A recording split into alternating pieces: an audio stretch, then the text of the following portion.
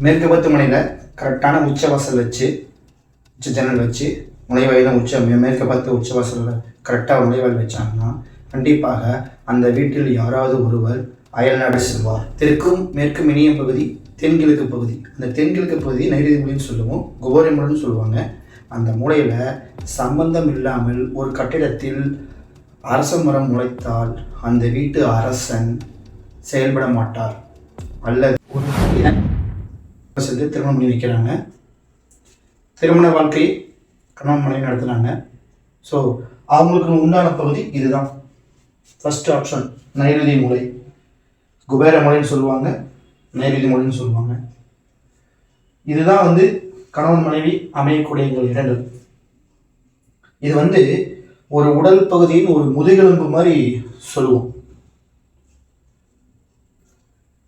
இந்த ஒரு மனிதனுக்கு அத்தியாவசியம் என்னன்னு கேட்டோம்னா பணப்பெருக்கம், இனப்பெருக்கம். இது ரெண்டும் முக்கியம். இது ரெண்டும் இந்த ரூமில் தான் இருக்குது. ஒரு வீட்டில் ஒரு வீர வைக்கனா இருந்தாலும் ஒரு நைருதி மூலையில் தான் வைப்பாங்க. வடக்கு பார்த்து அல்லது கிழக்கு பார்த்து. நைருதி மூலை கார்னரில் வடக்கு பார்த்து கிழக்கு பார்த்து வைக்கலாம்.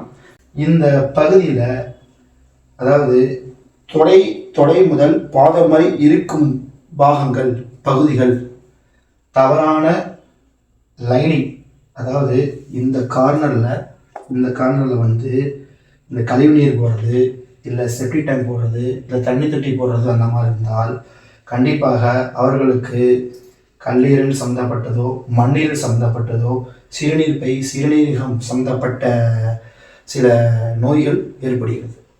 அதோட முக்கியமான விஷயம் என்னென்னா, ஒரு வீடு இந்த நைருதி மூலையோ இல்லை எந்த மூலையோ இருந்தாலும் சரி, அக்னி மூலை வாயு தான் சரி, ஒரு கட்டடத்தில் ஒரு அரச மரம் முளைக்கும்.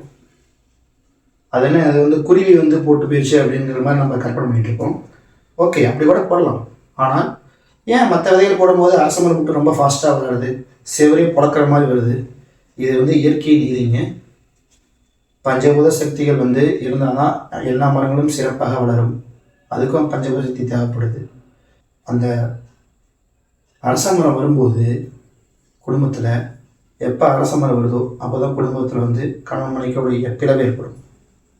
நான் நிறைய அனுபவத்தில் பார்த்துட்டேன், எத்தனையோ வீடை பார்த்துட்டேன், சர்ச் பண்ணி பார்த்துட்டேன். அரச மரம் மட்டும் வந்துருச்சுன்னா ஒரு வீட்டில் அந்த வீடு தன்மை இழந்துடுது. அதுவும் நைருதி மூலம் தான் வருது. நைருதி மூலம் என்ன கணவன் இருக்கணும், அங்கே தான் பிளவு ஏற்படுது. ரொம்ப எவ்வளோ எத்தனை பில்டிங் அவ்வளோ சைட் பார்த்தாச்சு. அரச மரம் வந்தால் அரசன் கண்டிப்பாக அதை முளைச்சி செவரு புழக்கம் மாதிரி லேசாக பார்த்தா தெரியும். அரச மரம் பிறந்துட்டு இருக்கும். கண்டிப்பாக அந்த வீட்டு அரசன் இருக்க மாட்டார் அல்லது செயல்பட மாட்டார். இருக்க மாட்டார்னா கண்டிப்பாக அவர் ஏதோ ஒரு சூழ்நிலையினால அவர் இறந்துடுவார். இல்லைன்னா யாரோ ஒருத்தர், மனைவி இல்லைன்னா கணவன், யாரோ ஒருத்தர் செக் பண்ணி பார்த்துக்கு சைன். கண்டிப்பாக நான் என்னோட அனுபவம் பார்த்ததில் சொல்கிறேன். அரச மரம் வந்தால் கண்டிப்பாக அந்த வீட்டில் தன்மை இழந்துடும். அந்த வீடு தன்மை இழந்துருச்சுங்க, அந்த வீடு இருக்க விடாது. நான் பார்த்த வரைக்கும் இருக்க விடாது. பாருங்கள், எங்கேயாவது பாருங்கள், ஏதோ நிறைய இடத்துல போய் பாருங்கள். ஏதாவது ஒரு ஜஸ்ட்டு என் வீடியோ பார்க்குறவங்க நான் சொன்ன உண்மையான ஒரு நிரூபிக்கப்பட்ட விஷயம் பாருங்கள். எங்கேயாவது ஒரு வீட்டில் அரச மரம் மட்டும் முளைச்சிருந்து செவரு பிறந்திருந்தா அந்த வீடு பாருங்கள், இப்போ பால் அடிஞ்ச வீடாக இருக்கும். இல்லைன்னா அந்த வீடு அப்படியே வாடகை வீடாக இருந்தாலும் குடியிருந்தாலும் சரியாக இருக்க மாட்டாங்க, போயிட்டே இருப்பாங்க. இருந்தாலும் தங்க மாட்டாங்க. அவ்வளோ விஷயம் இருக்குது. அடுத்ததாக வேப்ப மரம் பெண் தன்மை உள்ள மரம். எங்கள் மூலையிலையாவது வேப்ப மரம் முளைக்குது, இல்லை வேப்ப மரம் வச்சுட்டிங்கன்னா தயவு செய்து உங்களோட பணிவுடன் கேட்டுக்கொள்கிறேன், வேப்ப மரத்தை எடுத்துருங்க. அது மூலிகை இருந்ததாங்க, நான் இல்லைன்னு சொல்லலை. ஆனால் வீட்டில் வேணாம், அதை எடுத்துருங்க. அதை எடுத்துட்டு, ஏன்னா அந்த வீடு பெண் தன்மையோட வீடாக மாதிரி இருக்கும். அப்போ அவங்க அதாவது டோட்டலாகவே ரொம்ப அக்ரெசிவாக ஒரு எப்படி சொல்கிறதுன்னா எல்லாமே ஒரு அவங்க எடுக்கிற முடிவு சஜஷனாக தான் இருக்கும். கணவன் மனைவி சேர்ந்து இருக்கிற முடிவாக இருக்காது. செக் பண்ணி பார்த்துங்க. யார் வீட்டிலே வியாபாரம் இருந்ததுன்னா அந்த வீட்டை பெண் தான் எல்லாம் ஆட்சி செய்கிற மாதிரி இருக்கும், அவங்க சொல்கிறதான் கேட்குற மாதிரி இருக்கும். தவறாக எடுத்துக்க வேணாம், இது இயற்கை நீதி. இந்த மாதிரி வேப்பமரம் இருக்கும்போது, இந்த மாதிரி அரசமரம் இருக்கும்போது, அவங்களுடைய காம்பினேஷன் பார்க்கும்போது, பல வீடுகள் பார்க்கும்போது இந்த மாதிரி ரிசல்ட் கிடச்சிருக்கு. அதுக்காக சொன்னேன். இப்போ நைருதி முறையில் தொடைக்கு கீழ் உள்ள பகுதிகள், இந்த தொடைக்கு கீழ் உள்ள பகுதியில் உள்ள பாகங்கள் பகுதிகள் எல்லாமே தவறான செப்டிக் டேங்க்கு இல்லை கழிவறைகள் கண்டிப்பாக ஒரு ரூமில் போடுற மாதிரி இருந்தால் ஃபஸ்ட்டு ஒரு ஆப்ஷனு இந்த வீடியோ பதிவு பண்ணுறேன். வாஸ்துப்படி வீடு கட்டணுங்கிற ஆர்வம் இருக்கிறவங்க, வாஸ்துப்படி எனக்கு வந்து நல்ல பஞ்சம சக்தி உள்ளே வரணும் அப்படிங்கிறவங்க தயவு செய்து இது வந்து இந்த நான் சொல்கிற விஷயங்கள் வந்து சில பேருக்கு வந்து ஏற்றுக்காத சூழ்நிலை தான் இருக்கும்.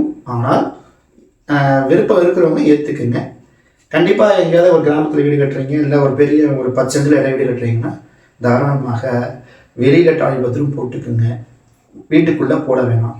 இப்போ இருக்கிற கலாச்சாரத்தில் காலப்போக்கில் எல்லாம் மாறிட்டோம். ஸோ கம்பல்சரி வீட்டு பெரியவங்க தான் நடந்து போய் உள்ளே போகிறதுக்கு பாத்ரூம் வேணுங்கிற ஒரு கட்டாயத்தில் வந்துட்டோம். அதனால தான் ஸோ அந்த ஆப்ஷனில் அந்த பெட்ரூம்குள்ளார எங்கே வாயு மொழி அங்கே அமைச்சுக்கிட்டா போதும். செட்டு லெட்டின் டேங்க் செட்டு வந்து வடக்கும் தெற்கும் உட்கார மாதிரி இடத்துல அமைத்தால் போதும். அதில் முக்கியமான விஷயம் பிளம்பிங் லைனு கண்டிப்பாக நைருதி மூலை, இந்த தென்மேற்கு மூலையில் கட் பண்ணி கொண்டு போகிற மாதிரி கொண்டாடாதீங்க. அந்த கழிவுகள் வெளியே போகக்கூடாது. வீட்டுக்குள்ளேயும் வாஸ்து இருக்குது, வீட்டுக்கு வெளியும் வாஸ்து இருக்குது, காம்பவுண்டோடும் வாஸ்து இருக்குது. வாஸ்துனா வந்து பஞ்சபூதம்னு எப்படி பஞ்சபூதம் டேட்டா வீட்டுக்குள்ள வரும் இல்லை, வெளி சுற்றுலா கரெக்டாக இருந்தால் தான் வாஸ்து கரெக்டாக பஞ்சபூத சக்தியாக உள்ளே வரும். காம்பவுண்டோடையும் பார்க்கணும், பிளம்பிங் லைனையும் பார்க்கணும். தாராளமாக பிளம்பிங் லைன் தண்ணி வரலாம், தண்ணி லைன் போர் லைன் வருது பார்த்தீங்கன்னா, தண்ணி வருது பார்த்தீங்களா, அந்த லைன்லாம் கொண்டு வந்து நைருதி மூலம் ஏற்றி மேலே டேங்க் மேலே கொண்டு போகலாம், தாராளமாக கொண்டு போகலாம். அது தெற்கு பக்கமும் கொண்டு போகலாம், இல்லை மேற்கு பக்கமும் கொண்டு போகலாம். தாராளமாக தண்ணி லைன் கொண்டு போகலாம், வாட்டர் லைன் கொண்டு போகலாம். ஆனால் நீங்கள் டாய்லெட் யூஸ் பண்ணுற கழிவு நீர் அந்த நைருதி மூடி கார்னரில் பெண்ட் ஆகி போகிறது, அந்த மூலையில் இந்த சேம்பர் கட்டுவாங்க, இந்த பைப் ஜாயின் வரும்போது அதெல்லாம் கட்ட வேணாம். சேம்பர் கட்டினா தான் நீங்கள் வாயுமூலையில் கட்டுங்க, இல்லை வடகிழக்கு சன்மூலையில் கட்டுங்க. அது ஒரு என்ன சொல்கிறது, சூழ்நிலைக்காக கட்டுறது தான். ஏன்னா ஏதாவது ஒரு பைப் ஜாயிண்ட் வரும்போது ஏதோ ஒரு நாளைக்கு க்ளீன் பண்ணணும்னா அந்த மூலையில் கட்டிக்கிங்க, அது வெளியே கட்டிக்கிங்க. தவறு இல்லைன்னு இல்லை, ஒரு கட்டாயத்தினாலும் கட்டப்பட்டது, அவ்வளோதான் சொல்ல முடியும். அது ஏதோ வேணும், எனக்கு ஏதோ ஒரு கம்ப்ளைண்ட்னா லைன் பிரித்து பார்க்குறது பண்ணியாமல் அந்த சேம்பர் மட்டும் நீக்கி தேவையான கழிவுகள் வெளியே எடுத்துடலாம். அது தேவைதான் நமக்கு. இந்த நைருதி பாயிண்ட்டு தான் கல்லீரல், மண்ணீரல், சிறுநீர் பை, சிறுநீரகம். தவறான நைருதி முறையில் சிஸ்டம் இருந்ததுன்னா இந்த மாதிரி பாதிப்புகள் கண்டிப்பாக இருக்கும். செக் பண்ணி பார்த்துக்குங்க. எனக்கே ரொம்ப நிறைய ஒரு வீடியோ போடும்போதும் மறுபடியும் உங்ககிட்ட மன்னிப்பு கேட்டுக்கிறேன். என்னடா பெண்கள்னு பேசிட்டு இருக்காரு. இல்லைங்க, இது பூமி தாய்ங்க. இந்த உலகமே வந்து பூமி தாயின்னு தான் சொல்லுவோம். ஸோ டைரெக்டாக வந்து இந்த வாஸ்து சில கோளாறுகள் இருக்கும்போது ஃபஸ்ட்டு பெண்களை தான் பாதிக்குது, அப்புறம் ஆண்களை பாதிக்குது. அனுபவத்தை நான் பார்த்துட்டேங்க. யாராவது பூர்வீக வீட்லேயே அண்ணன் தம்பி ஒட்டி வீடு கட்டுறது, இல்லை அண்ணன் தம்பி வந்து பக்கமாக இருக்கிறது, எனக்கு தெரிஞ்ச வரைக்கும் அப்படி ஒன்றா வீடு கட்டி வடகிழக்கு அடைச்சி, வடக்கு இந்த பக்கம் தெற்கு பக்கமும் அடைச்சி, எங்கே அதாவது அண்ணன் தம்பி 2 பேரும் ஒன்றா இருக்கிற வீடு பார்த்தீங்கன்னா நாம் கிராஷ் இருக்குது. அவங்களுக்குள்ள சில கருத்து வேறுகள் ரொம்ப அதிகமாக இருக்குது, பேசிக்கவே மாட்டேங்கிறாங்க. தனியாக வீட்டில் போய் பார்த்துட்டேன், நான் என் தம்பி வீடுங்க, நாங்கள் பேசுகிறதில்லைன்னு சொல்கிறாங்க, நாங்கள் பேசிக்கிறதில்லைன்னு சொல்கிறாங்க. என்னோட அனுபவத்தில் நான் பார்த்த வரைக்கும் சொல்கிறேன்.